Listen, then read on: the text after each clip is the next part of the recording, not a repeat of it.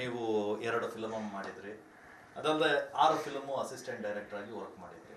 ಹೆಂಗಿರ್ತಿದ್ರು sir ಸೆಟ್ಟಲ್ಲಿ? ಏನಾದರೂ ಅವರಿಗೆ ಕೋಪದಿಂದ ಇರ್ತಿದ್ರಾ, ಫ್ರೆಂಡ್ಲಿ ಆಗಿರ್ತಿದ್ರಾ, ಯಾವ ರೀತಿ ಇರ್ತಿದ್ರು ಅಂತ ಸರ್ ಸಾಕಲ್ಲಿ? ಅವರು ಕೋಪ ಮಾಡ್ಕೊಂಡಿದ್ದೆ ನಾನು ನೋಡಿಲ್ಲ ಅನ್ಕೊತೀನಿ. ಯಾಕಂದರೆ ನಮ್ಮ ಆ ಸಿನಿಮಾದಲ್ಲೂ ಅವರು ನಮ್ಮ ಪ್ರೊಡಕ್ಷನ್ ಬಾಯ್ಸ್ ಜೊತೆ ಲೈಟ್ ಬಾಯ್ಸ್ ಜೊತೆ ತುಂಬ ಚೆನ್ನಾಗಿ ಬೆರೆಯೋರು. ಅವ್ರು ಸೆಟ್ಟಲ್ಲೇ ಇರ್ತಿದ್ರು. ಕ್ಯಾರವನ್ನು ನಮ್ಗೆ ಅದೇ ಟೈಮಲ್ಲಿ ಬಂತು ಹೊಸ್ದಾಗಿ, ಆವಾಗಲೇ ಕ್ಯಾರವನ್ ಇಂಡಸ್ಟ್ರಿಗೆ ಪರಿಚಯ ಆಗಿದ್ದು. ಅವ್ರು ಕ್ಯಾರವನ್ನು ಹತ್ತಾ ಇರಲಿಲ್ಲ, ನಮ್ಮ ಜೊತೆಲೇ ಇರೋರು, ನಮ್ಮ ಜೊತೆ ಊಟ ಮಾಡೋರು. ಬೃಂದಾವನದಲ್ಲೂ ಅಷ್ಟೇ ಸೇಮ್ ಅದೇ ರೀತಿ ಎಲ್ಲರೂ ಫ್ರೆಂಡ್ಲಿಯಾಗಿ ನೋಡ್ಕೊಳೋರು, ತಮಾಷೆ ಮಾಡೋರು, ಗೇಲಿ ಮಾಡೋರು. ಸೆಟ್ಟಲ್ಲಿದ್ದರೆ ಒಂಥರ ಲವಲವಿಕೆಯಿಂದ ಜಾಲಿಯಾಗಿರೋರು. ಆಮೇಲೆ ಅವ್ರು ಊಟ ಮಾಡೋದೇ ಎಲ್ರಿಗೂ ಊಟ ಮಾಡಿಸ್ಬೇಕು ಅಂತ ಆಸೆ ಇತ್ತು ಅವ್ರಿಗೆ, ಅದೇ ಊಟನೇ ಮಾಡಿಸೋರು. ಅವರು ಪ್ರೊಡಕ್ಷನಲ್ಲಿದ್ದಾಗ ಬ್ರೇಕ್ ಟೈಮಲ್ಲಿ ಅವ್ರು ಊಟ ಮಾಡೋಕ್ಕೆ ಮುಂಚೆ ಪ್ರೊಡಕ್ಷನ್ ಬಾಯ್ಸ್ ಲೈಟ್ ಬಾಯ್ಸ್ ಎಲ್ಲ ಕೂತ್ಕೊಂಡು ಊಟ ಮಾಡ್ತಿದ್ರಲ್ಲ, ಅದೆಲ್ಲ ಹೋಗಿ ನೋಡ್ಕೊಂಬರೋರು. ಅದು ನೋಡ್ಕೊಂಡ್ಮೇಲೆ ಇವ್ರು ಊಟ ಕೂತ್ಕೊಳ್ಳೋರು. ಅವ್ರಿಗೇನಾಗಿದೆ ನನಗೆ ಅದೇ ಹಾಕಿ ಅನ್ನೋರು. ಆ ರೀತಿ ಒಂದು ಮನೋಭಾವ ಇದ್ದವರು. ಈಗ ಈ ರೀತಿ ಪರಿಸ್ಥಿತಿ ಈಗ ಏನಕ್ಕಾಗಿದೆ ಅಂತ ನನಗೆ ಅರ್ಥ ಆಗ್ತಿಲ್ಲ. ಅಂದರೆ ನೀವು ಹೇಳ್ತಾ ಇದ್ರಿ ಫ್ರೆಂಡ್ಲಿ ಇರ್ತಿದ್ರು, ಸಾಕಷ್ಟು ಚೆನ್ನಾಗಿ ಎಲ್ಲರೂ ನೋಡ್ಕೊಳ್ತಾ ಇದ್ರು. ಆದರೆ ಈಗ ಇಂಥದ್ದೊಂದು ಕೇಸಲ್ಲಿ ಸಿಗಾಕೊಂಡ್ಬಿಟ್ಟಿದ್ದಾರೆ ಸರ್, ಅವ್ರ ಹೆಸರು ಕೇಳಿ ಬರ್ತಾ ಇದೆ. ಏನಿರ್ಬೋದು ಸರ್ ಕಾರಣ? ಅವ್ರ ಜೊತೆಗಿರೋರ ಏನು ಅಂತ ಸರ್? ನಾನು ದರ್ಶನ್ ಅವ್ರು ಕಂಡಂಗೆ ಮುಖ್ಯ ಕಾರಣ ಅಂದರೆ ಅವ್ರ ಜೊತೇಲಿ ಇರ್ಬೋದು, ಜೊತೇಲಿರೋರೇ ಅಂದರೆ ತಪ್ಪಾಗೋ ಚಾನ್ಸ್ ಇಲ್ಲ. ಯಾಕಂದರೆ ಅವ್ರ ಮನೋಭಾವ, ಅವ್ರ ವ್ಯಕ್ತಿತ್ವನೇ ಬೇರೆ. ಅವರು ಪ್ರಾಣಿ ಪಕ್ಷಿಗಳನ್ನ ತುಂಬ ಪ್ರೀತಿ ಮಾಡೋರು, ಎಷ್ಟೋ ಪ್ರಾಣಿ ಪಕ್ಷಿಗಳನ್ನ ಸಾಕಿದ್ದಾರೆ. ಅಂಥ ವ್ಯಕ್ತಿ ಈ ಕೃತ್ಯದಲ್ಲಿ ಭಾಗಿಯಾಗಿದ್ದಾರೆ ಅಂದರೆ ನನಗೆ ಇವತ್ತು ನಂಬಕ್ಕಾಗ್ತಿಲ್ಲ. ಯಾಕಂದರೆ ಬಡವರಿಗೆ, ತುಂಬ ನಿರ್ಗತಿಕರಿಗೆ, ವಯಸ್ಸಾದವ್ರಿಗೆ ಎಷ್ಟೋ ಜನಕ್ಕೆ ಸಹಾಯ ಮಾಡಿದ್ದಾರೆ ಅವರು. ಎಲ್ಲಿ ಹೇಳ್ಕೊಂಡಿಲ್ಲ ಅಷ್ಟೇ, ತುಂಬ ಜನಕ್ಕೆ ಸಹಾಯ ಮಾಡಿದ್ದಾರೆ. ನಾವು ಕೇಳ್ಪಟ್ಟಿದ್ದೀವಿ, ನೋಡಿದ್ದೀವಿ ಕಣ್ಣಾರೆ. ಅಂಥ ಒಬ್ಬ ವ್ಯಕ್ತಿ ಈ ರೀತಿ ಒಂದು ಕೃತ್ಯದಲ್ಲಿ ಭಾಗಿಯಾಗಿದ್ದಾರೆ ಅಂದರೆ ನಂಬಕ್ಕೆ ಸಾಧ್ಯ ಇಲ್ಲ ಸರ್. ಈಗ ಕನ್ನಡ ಚಿತ್ರರಂಗ ಸಾಕಷ್ಟು ಸೊರಗಿ ಹೋಗ್ಬಿಟ್ಟಿದೆ.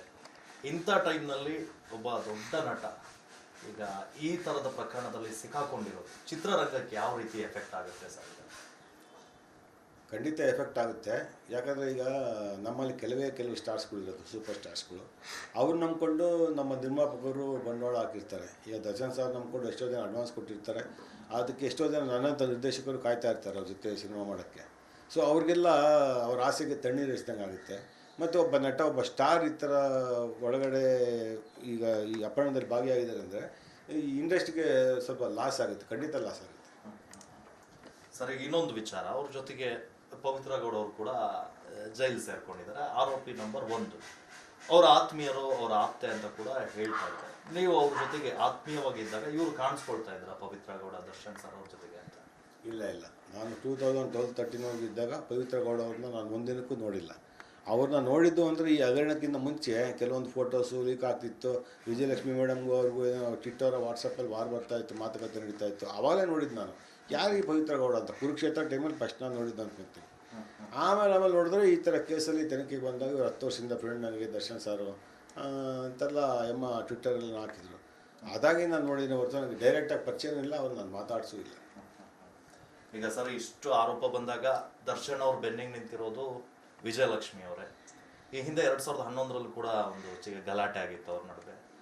ಈಗ ದರ್ಶನ್ ಅವ್ರ ಪಾಲಿಗೆ ವಿಜಯಲಕ್ಷ್ಮಿ ಅವರು ಒಂಥರ ಅದೃಷ್ಟ ಲಕ್ಷ್ಮಿನ ಅಂತ ಸರ್ ನಿಮ್ಮ ಪ್ರಕಾರ? ನೀವು ವಿಜಯಲಕ್ಷ್ಮಿ ಅವ್ರನ್ನ ನೋಡಿದ್ದೀರಾ, ಅವ್ರ ಜೊತೆಗೆ ಮಾತಾಡಿದ್ದೀರಾ, ಏನು ಅನ್ಸುತ್ತೆ ಸರ್ ನಿಮಗೆ ಅಂತ? ಖಂಡಿತವಾಗ್ಲೂ ದರ್ಶನ್ ಸರ್ ಮೆಜೆಸ್ಟಿಕ್ ಮಾಡ್ಬೇಕಾದ್ರೆ ಅವರಲ್ಲಿ ಪ್ರೀತಿ ಇತ್ತು. ವಿಜಯಲಕ್ಷ್ಮಿ ಮೇಡಮ್ ಅವರು ಲವಲ್ಲಿ ಬಿದ್ದಿದ್ರು ಅಂತ ಕೇಳ್ಪಟ್ಟಿದ್ದೆ.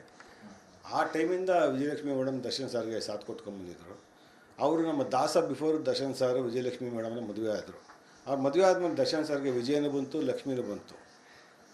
ಫ್ಯಾಮಿಲಿ ಅಂದಮೇಲೆ ಈಗ ಒಂದು ಕುಟುಂಬ ಆದಮೇಲೆ ಸಣ್ಣ ಪುಟ್ಟ ಮಾತುಗಳು ಬರ್ತವೆ, ಜಗಳಗಳು ಆಗ್ತವೆ. ನಮ್ಮ ಮನೇಲೂ ಆಗಿದೆ, ಎಲ್ಲರ ಮನೇಲಿ ಸಹಜ ಅದು ನಡೆಯೋದು. ಒಂದು ಫ್ಯಾಮಿಲಿ ಆದಮೇಲೆ ಸಣ್ಣ ಪುಟ್ಟ ಗಲಾಟೆ ಆಗುತ್ತೆ. ಅದೇನೋ ಸ್ವಲ್ಪ ಅತಿರೇಕಕ್ಕೆ ಹೋಗಿ ಅವರು 2011 ಜೈಲಿಗೆ ಹೋಗೋ ಪರಿಸ್ಥಿತಿ ಬಂತು. ಆಮೇಲೆ ವಿಜಯಲಕ್ಷ್ಮಿ ಮೇಡಮ್ಗೆ ಮನವರಿಕೆ ಆಗಿ ಅಂಬರೀಷಣ್ಣ ಮಧ್ಯಸ್ಥಿಕೆ ವಹಿಸಿ ಸೊ ಅವರಿಬ್ಬರನ್ನ ರಾಜಿ ಮಾಡಿ ತುಂಬ ಚೆನ್ನಾಗೇ ಇದ್ದರು. ಆಮೇಲಿಂದ ಕೇಸ್ ಗೀಸರು ವಾಪಸ್ ತುಂಬ ಚೆನ್ನಾಗೇ ಇದ್ದರು. ಆಮೇಲೆ ಇವರು ಜಗ್ಗುದಾದ ಟೈಮಲ್ಲಿ ಅಂತ ಈ ಪವಿತ್ರ ಗೌಡ ಅವರು ಬಂದಿದ್ದು ಅಂತ ಕೇಳ್ಪಟ್ಟೆ. ಅದಾದ್ಮೇಲಿಂದ ಈ ಥರ ಒಂದು ಪರಿಸ್ಥಿತಿ ನಡೆದಿದೆ. ಸರ್, ಈಗ ನೀವು 2 ಫಿಲ್ಮ್ ಮಾಡಿದ್ರಿ, 2 ಕೂಡ ಸಕ್ಸಸ್ ಆಯಿತು. ಇನ್ನು ಈ 13 ವರ್ಷ ಆಯಿತು ಅನ್ಸುತ್ತೆ ನೀವು ಅವ್ರ ಜೊತೆಗೆ ಬೇರೆ ಯಾವುದು ಫಿಲ್ಮ್ ಮಾಡಿಲ್ಲ. ಯಾಕೆ ಸರ್ ಅವರಿಂದ ದೂರ ಆಗಿದ್ದೆ ಯಾಕೆ ಅಂತ? ಇನ್ನೊಂದು ಫಿಲ್ಮ್ ಏನಾದರೂ ಮಾಡೋ ಪ್ಲಾನಲ್ಲಿ ಇದ್ದೀರಾ ಏನು ಅಂತ? ದೂರ ಆಗೋ ಮಾತೇ ಇಲ್ಲ. ಎಲ್ಲಿ ಸಿಕ್ಕರು ಮಾತಾಡ್ತಾರೆ, ಎಲ್ಲಿ ಸಿಕ್ಕರು ಚೆನ್ನಾಗೇ ಇದ್ದೀವಿ.